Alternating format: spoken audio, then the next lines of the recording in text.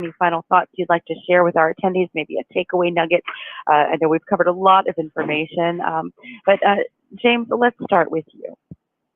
Sure. I didn't cover it because of time, but on page 18 and 19, I talk about the need for financial modeling, and the answers are not always as obvious as you think as to whether you should be a C corp or another type of entity, and also whether you should be in the United States and get the 21% rate as opposed to abroad where you might get a lower rate after you factor in state taxes in the United States. So financial modeling is very important.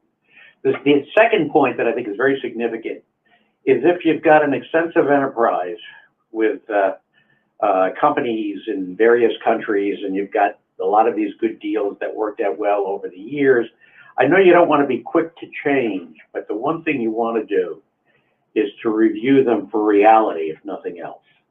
In other words, if you were audited, are the people who are supposed to be doing something in a certain country really doing it?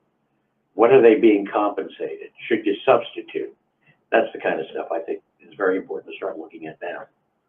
Excellent. Thank you. Thank you so much. Justin, any thoughts?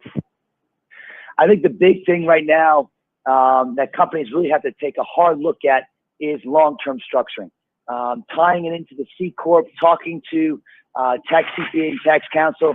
The benefits of C Corp since the Tax Cut and Jobs Act have never been more prominent. And it's not for every company, but really on a global standpoint, really looking at the big picture, and also on the big picture, looking at documentation. It's the mundane part of transfer pricing, but it is your best weapon if there's ever an audit down the line to have that contemporaneous documentation under 6662.